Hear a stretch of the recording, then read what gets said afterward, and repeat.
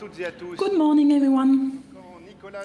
When Nicolas Dufourc asked me to come talk about truth, I thought that I had to share a personal history, a professional history, where the revelation of a truth had been key.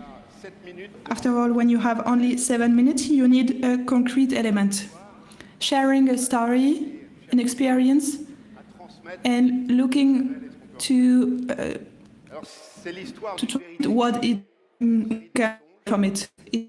The story was of life, the period of the about it today enables me to live it again and maybe to forget it somewhat.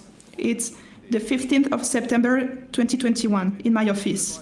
Two of my closest collaborators are with me. Another one is in lockdown in a hotel very far from Paris. It's still a period where COVID is very present. It's 1:30 p.m. The great defense programs in which my company is working are complex by nature. However, for several weeks we have been progressing on that program with a lot of success, but we feel that in front of us we have a very complex client.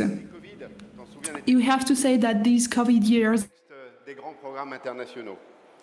Rappelons-nous le monde d'avant, le monde d'après. Cette période-là, c'est celle du monde du milieu, celle où les vérités pouvaient mieux se cacher derrière les barrières et les confinements. Et pourtant, nous y croyons, dur comme fer.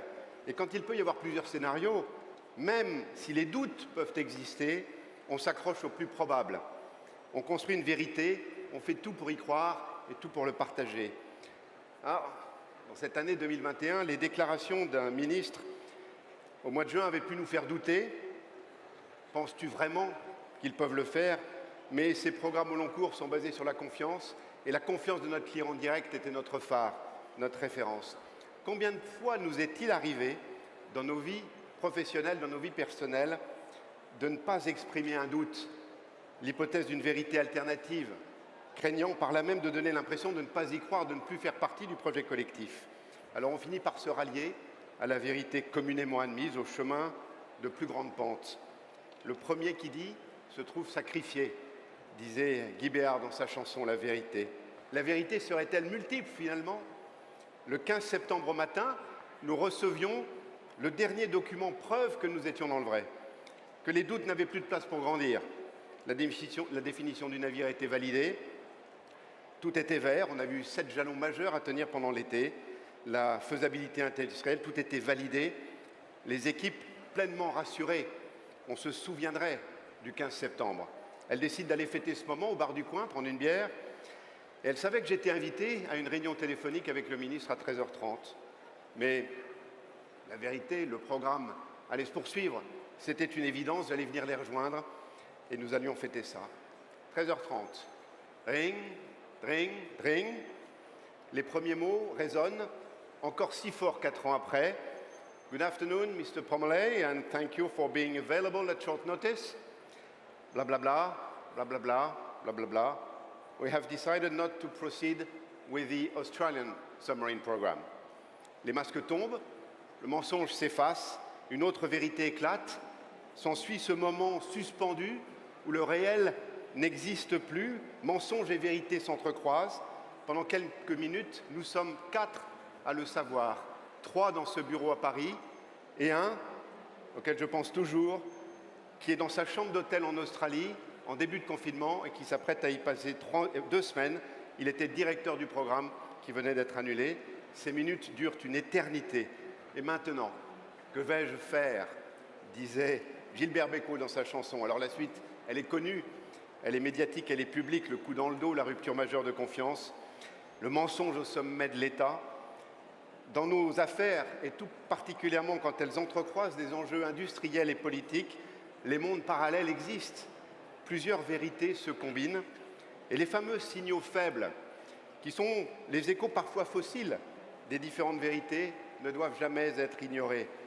La volonté peut tordre un destin, mais dans bien des cas, la vérité triomphante ne sera pas celle qu'on avait prévue. Toujours avoir un plan B, toujours avoir un plan C, croire en plusieurs vérités, être capable de s'adapter. Je parle à des entrepreneurs, vous savez ce que je veux dire. Détecter le mensonge, le faux, le signal faible révèle une autre vérité. Le mensonge la cache. L'évidence n'est jamais notre meilleur allié. Do you think he's lying? I don't think, I know, dira notre président de la République. Alors le 16 septembre au matin, je vais à Cherbourg. Je demande à voir les 600 personnes et plus qui travaillent sur le projet. Immédiatement, partager ce que l'on sait, mais aussi ce que l'on ne sait pas.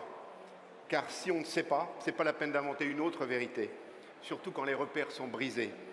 Les yeux dans les yeux, même s'ils sont humides, et surtout même, l'émotion était immense, l'incompréhension, le besoin d'en parler, même en silence.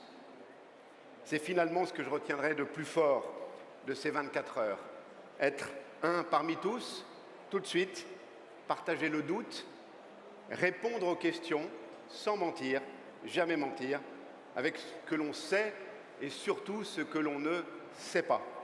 Considérer que cette histoire collective qui nous dépasse et des centaines de destins personnels qui, eux, constituent véritablement notre raison d'être d'entrepreneur et de chef d'entreprise. Rebondir très vite. Les masques sont tombés, une nouvelle vérité s'impose. Ce fut l'annonce d'un contrat de frégate juste après, le repositionnement de la stratégie dans les jours qui suivent, l'innovation, les drones, et ce qui s'est passé ensuite nous a donné raison, toujours donner un cap, aller de l'avant. Personne n'est resté sur le carreau. Les compétences qui sont rares dans ces domaines ont pu pour une très grande majorité être repositionnées. On a su rebondir et de nouveaux clients sont arrivés depuis.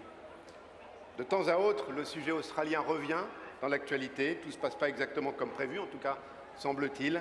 La vérité des uns ne correspond pas nécessairement à la réalité matérielle des choses, mais la vérité finit toujours par s'imposer.